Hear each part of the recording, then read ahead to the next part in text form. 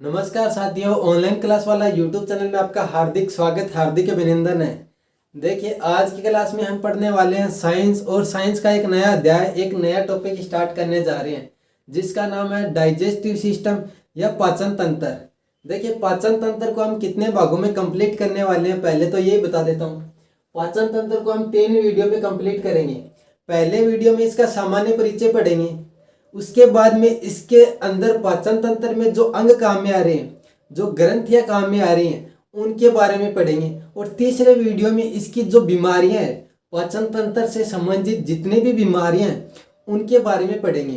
देखिए, सबसे पहले बात करते हैं पाचन तंत्र होता क्या है, पाचन हमारे शरीर में क्यों जरूरी है। देखिए, पाचन तंत्र, अब पाचन हमारे शरीर में क्यों जरूरी है, क्योंकि पाचन से हमें ऊर्जा मिलती है, एनर्जी मिलती है, इसलिए पाचन होना हमारे शरीर में जरूरी है। अब देखिए, पाचन की जो पूरी प्रक्रिया है उसको समझते हैं। सबसे पहले हम भोजन अंदर लेते हैं, भोजन अंदर लेते हैं। इस भोजन अंदर लेने की जो प्रक्रिया है इसको क्या बोलते हैं। देखिए, इस भोजन, ये हो गया भोजन। पहले मैं थोड़ा सा समझाऊंगा, उसके बाद में नोट्स लिख दूंगा, वीडियो पॉज करके आप स्क्रीनशॉट ले लेना। देखिए, भोजन, भोजन को हम अंदर लेते हैं, इस प्रक्रिया को बोलते हैं अंतःग्रहण। अंतःग्रहण, अंतःग्रहण का मतलब क्या होता है। अंतः का मतलब होता है अंदर, अंतः का मतलब होता है अंदर, ग्रहण का मतलब होता है लेना, ग्रहण का मतलब होता है लेना। भोजन को अंदर लेने की जो प्रक्रिया होती है उसको बोलते हैं अंतःग्रहण।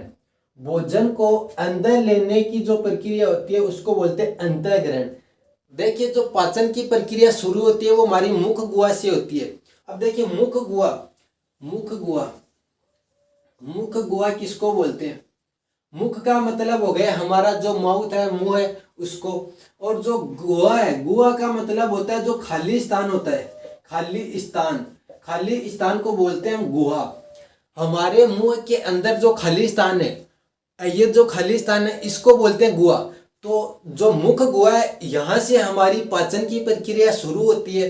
अब देखिए, मुख गुहा से हमने अंतःग्रहण तो कर लिया भोजन को, उसके बाद में क्या होता है, भोजन के हम लेते हैं बड़े बड़े अणु हमारे मुंह के अंदर। भोजन के हम लेते हैं बड़े बड़े अणु, बड़े अणु। अब ये जो बड़े अणु है ये आगे जाके छोटे अणुओं में बदल जाएंगे, ये आगे जाके छोटे अणुओं में बदल जाएंगे, छोटे अणुओं में। अब ये जो प्रक्रिया है बड़े अणु का छोटे अणुओं में बदलने की जो प्रक्रिया, इसको बोलते हैं पाचन, इसी को बोलते हैं पाचन, इसी को बोलते हैं पाचन। देखिए, इनके नोट्स है वो मैं लिखवा दूंगा, अभी थोड़ा सा समझ लीजिए। पाचन बोलते हैं। अब छोटे अणुओं के बाद में क्या होता है, भोजन का जो पाचन हो जाता है उसके बाद में क्या होता है, भोजन के जो छोटे छोटे अणु है उनका होता है अब्जॉर्प्शन, अवशोषण, उनका होता है अवशोषण। अब ये अवशोषण कौन करता है, देखिए, अब ये अवशोषण कौन करता है, अवशोषण करता है हमारी आहार नाल, जिसके बारे में हम थोड़ा आगे पढ़ेंगे, इसी वीडियो में पढ़ने वाले हैं अवशोषण कौन करता है। अब देखिए, अवशोषण हो गया।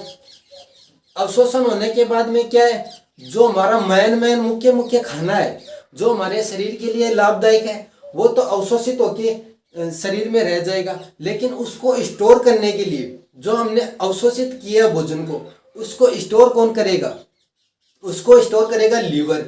अब ये स्टोर करने की जो प्रक्रिया है, स्टोर करने की जो प्रक्रिया है, संग्रहण करने की जो प्रक्रिया, इसको बोलते हैं स्वांगीकरण, इसको बोलते हैं स्वांगीकरण, स्वांगीकरण। अब स्वांगीकरण कौन करता है, स्टोर करने की जो प्रक्रिया वो कौन करता है, कहाँ पर होती है हमारे शरीर में, कौन सा अंग करता है, तो उसका नाम है लीवर, उसका नाम है लीवर। स्वांगीकरण तो हो गया। अब भोजन की हमने ये बातें तो देख ली कि भोजन कैसे अंदर जाता है, कहाँ तक स्टोर होता है। और देखते हैं, देखिए, जो पाचन की प्रक्रिया शुरू होती है, जो पाचन की प्रक्रिया शुरू होती है वो हमने देखा कि मुख गुहा से होती है, मुख गुहा से होती है, गुहा से होती है। मुख गुहा को हम बोलते हैं बक्कल कैविटी, या कई इसको ओरली रूट भी बोलते हैं। अब देखिए, मुख गुहा से शुरू होके ये कहाँ तक जाती है, कहाँ समाप्त होती है, ये गुदा के अंदर समाप्त होती है, गुदा के अंदर समाप्त होती है। तो सर इनके बीच में भी कुछ होगा। हाँ, इनके बीच में देखिए, इन दोनों के बीच में जो है एक पाइप बनी हुई होती है, एक पाइप होती है।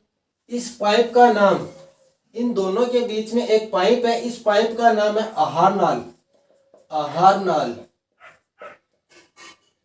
आहार नाल। देखिए, मुख गुहा से हमारे पाचन की प्रक्रिया शुरू होती है, गुदा में जाके समाप्त होती है, ये आपको याद रखना। लेकिन आहार नाल में संपन्न होती है, लेकिन आहार नाल में संपन्न होती है। दोबारा से सुनिए, मुख गुहा में पाचन की प्रक्रिया शुरू होती है, गुदा में जाके समाप्त होती है, यहां पर जाके इसका एंड होता है। समाप्त और संपन्न में अंतर देख लीजिए। संपन्न कहां पर होती है, जो पाचन की प्रक्रिया वो संपन्न कहां पर होती है, संपन्न होती है वो आहार नाल में होती है। इंपॉर्टेंट क्वेश्चन यही है, संपन्न कहां पर होती है। अब देखिए, बात करते हैं आहार नाल के बारे में। आहार नाल के बारे में बात करने से पहले मैं वीडियो पॉज करके जितना मैंने बताया वो एक बार थोड़ा सा लिख देता हूं, उसके बाद में आहार नाल की बात करेंगे। देखिए, अब देखिए, जितना हमने अभी तक पढ़ा है उसका एक बार स्क्रीनशॉट ले लीजिए ताकि हम आगे बढ़े। अब देखिए, शुरू करते हैं आहार नाल के बारे में।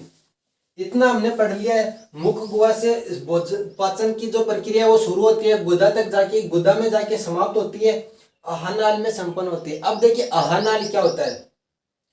मुख गुहा के बारे में भी बात करेंगे, पहले आहार नाल के बारे में बात करते हैं। देखिए, आहार नाल क्या होती है। आहार नाल होती है वो दो प्रकार की होती है, आपने सभी ने सुन रखा होगा। आहार नाल होती है वो दो प्रकार की होती है। आहार नाल दो प्रकार की कौन कौन सी होती है, आप सभी ने सुन रखा होगा। एक शाकाहारियों में आहार नाल होती है, शाकाहारियों में आहार नाल होती है। एक होती है मांसाहारियों में, एक होती है मांसाहारी, मांसाहारियों में। अब देखिए, शाकाहारी में कौन कौन आते हैं, जो साग सब्जी का सेवन करते हैं, जो साग सब्जी का सेवन करते हैं वो आ जाएंगे शाकाहारी में। जो मांस मच्छी का सेवन करते हैं वो आ जाएंगे मांसाहारी में। देखिए, शाकाहारी का जो सबसे बड़ा हम एग्जाम्पल लेते हैं वो लेते हैं खरगोश को, वो लेते हैं खरगोश को। और जो मांसाहारी में एग्जाम्पल लेते हैं वो लेते हैं शेर को, वो लेते हैं शेर को। अब देखिए, दोनों को हम देखते हैं तो हमें पता चलता है कि शेर है वो खरगोश से बहुत ज्यादा बड़ा देखने में। लेकिन जैसे ही हम इनकी आहार नाल निकालते हैं बाहर, तो हमें देखने पर पता चलता है जो खरगोश की आहार नाल होती है वो शेर से बहुत ज्यादा बड़ी होती है। शेर की आहार नाल होती है वो छोटी होती है कंपेयर करके देखिए खरगोश से। तो अब इसका कारण क्या है। देखिए, खरगोश है वो साग सब्जियां खाता है, और साग सब्जियों में होता है सेलुलोज, सेलुलोज। और जो शेर खाता है वो खाता है मांस, और मांस में क्या होता है, प्रोटीन होती है, मांस में होती है प्रोटीन। अब प्रोटीन और सेलुलोज दोनों क्या है कि कार्बनिक पदार्थ है। इनको दोनों को हम देखते हैं तो दोनों को देखने पर पता चलता है कि ये दोनों कार्बनिक पदार्थ है, दोनों ही कार्बनिक पदार्थ है। तो इनमें फर्क क्या हुआ, दोनों को ध्यान से देखने पर हमें यह पता चलता है जो प्रोटीन है ये एक सरल कार्बनिक पदार्थ है, ये एक सरल कार्बनिक पदार्थ है। जबकि जो सेल्यूलोज है ये एक जटिल कार्बनिक पदार्थ है। दोनों ही कार्बनिक पदार्थ है, लेकिन जो सेल्यूलोज है वो एक जटिल कार्बनिक पदार्थ है, और जो प्रोटीन है वो एक सरल कार्बनिक पदार्थ है। अब सभी को पता है जटिल को तोड़ने के लिए ज्यादा सतही फल क्षेत्र की आवश्यकता होती है। जो खरगोश खाता है उसमें होता है सेलुलोज। अब सेलुलोज को तोड़ने के लिए ज्यादा सतही फल क्षेत्र की आवश्यकता होगी, ज्यादा क्षेत्रफल की आवश्यकता होगी, तो इसकी आहार नाल होगी वो भी क्या होगी, बड़ी। आहार नाल होगी वो बड़ी होगी। और जो शेर खाता है, शेर खाता है प्रोटीन। प्रोटीन को तोड़ने के लिए कम सतही क्षेत्रफल की जरूरी होगी, तो इसको कम जरूरी है, तो इसके लिए इसकी आहार नाल हो जाएगी वो छोटी हो जाएगी। आहार नाल है वो छोटी आहार नाल हो जाएगी। देखिए, जो पाचन तंत्र होने वाला है ये पूरा 1 घंटे का टॉपिक होने वाला है। आज की क्लास है वो 20 मिनट की होगी मुश्किल से। उसके बाद में जो आहार नाल के अंग और ग्रंथि है उनकी भी 20 मिनट की होगी, और 20 मिनट में क्या क्या हम बीमारियों को पूरा कर देंगे। तो 1 घंटे की क्लास होगी पाचन तंत्र की पूरी।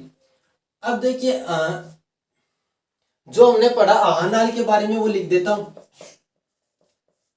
वीडियो पॉज करके लिख देता हूँ ताकि आपका टाइम खराब नहीं हो। देखिए आहार नाल के बारे में मैंने थोड़ा सा ये लिख दिया जो मैंने बताया। आहार नाल है वो शाकाहारियों की आहार नाल है वो बड़ी होती है, मांसाहारियों की छोटी होती है। क्यों होती है वो कारण मैंने लिख दिया है, आपको थोड़ा समझा भी दिया है।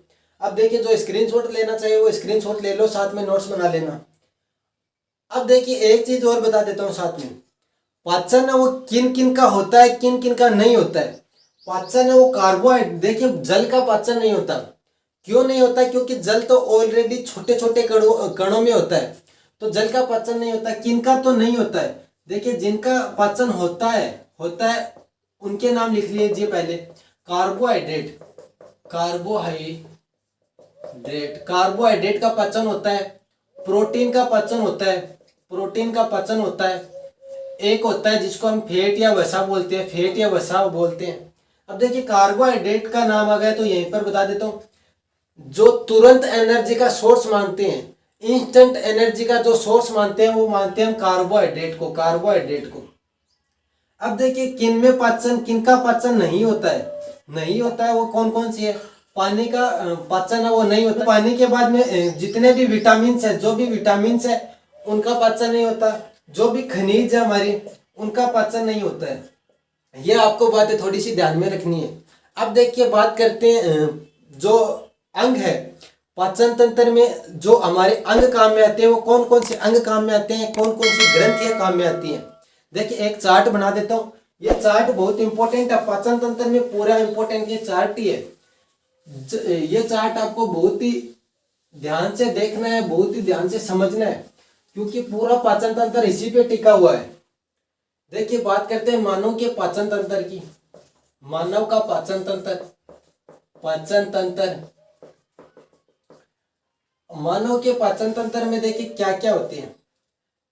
जो काम में आने वाले हैं वो क्या क्या काम में आने वाले हैं।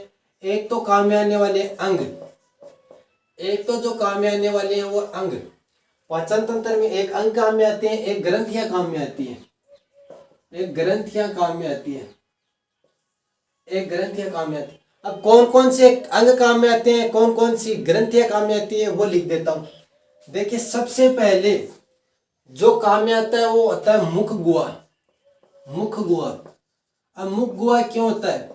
देखिए सबसे पहले ये जो मैं लिखूंगा अंग जैसे जैसे लिखूंगा ना, ये सीक्वेंस से लिखूंगा। सबसे पहले मुख काम में आएगा, उसके बाद में घर्षणी आएगी, उसके बाद में घर्षिका आएगी, आमाशय आएगा, ऐसे सीक्वेंस से लिखूंगा। सबसे पहले जो काम में आता है वो आता है मुख गुहा, उसके बाद में जो काम में आती है वो आती है घर्षणी। अब ये घर्षणी क्या होती है, घर्षिका क्या होती है, मुख गुहा क्या होती है, इनके बारे में डिटेल से एक एक पॉइंट के बारे में पढ़ेंगे। घर्षिका, घर्षणी के बाद में घर्षिका, घर्षिका के बाद में आमाशय, आमाशय जिसको हम पेट बोलते हैं वो आमाशय। उसके बाद में आमाशय के बाद में छोटी आंत, फिर आती है बड़ी आंत, बड़ी आंत के बाद में अपेंडिक्स,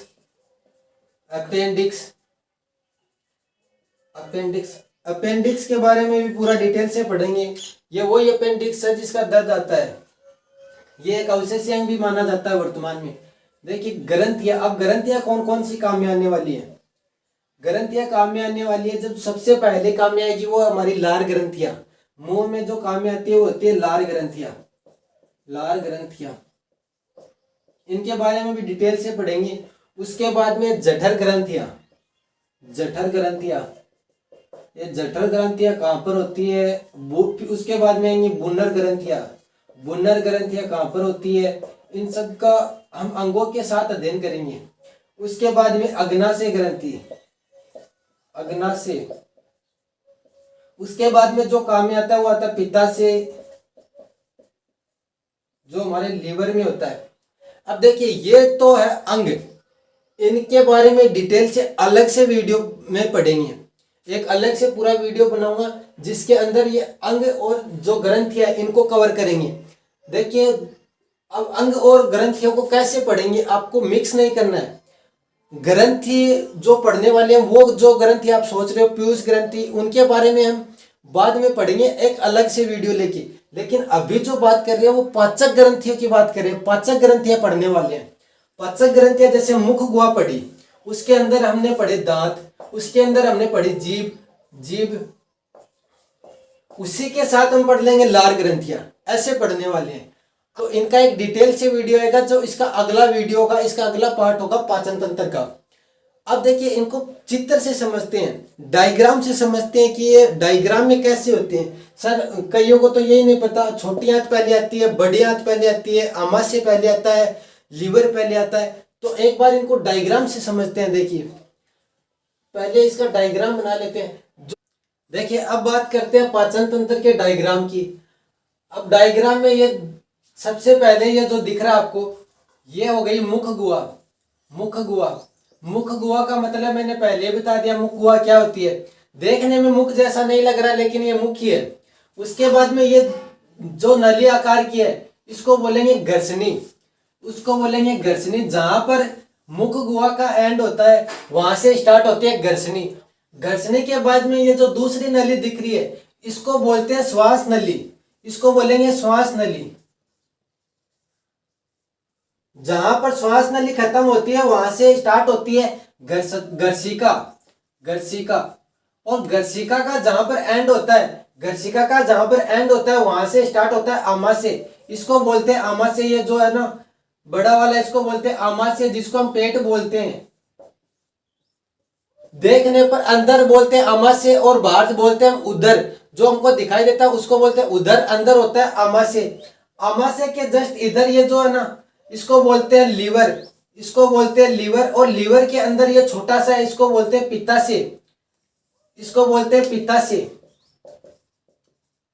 पित्ताशय के बाद में ये जो रेड कलर में दिख रहा है, इसको बोलेंगे अग्नाशय ग्रंथि या अग्नाशय।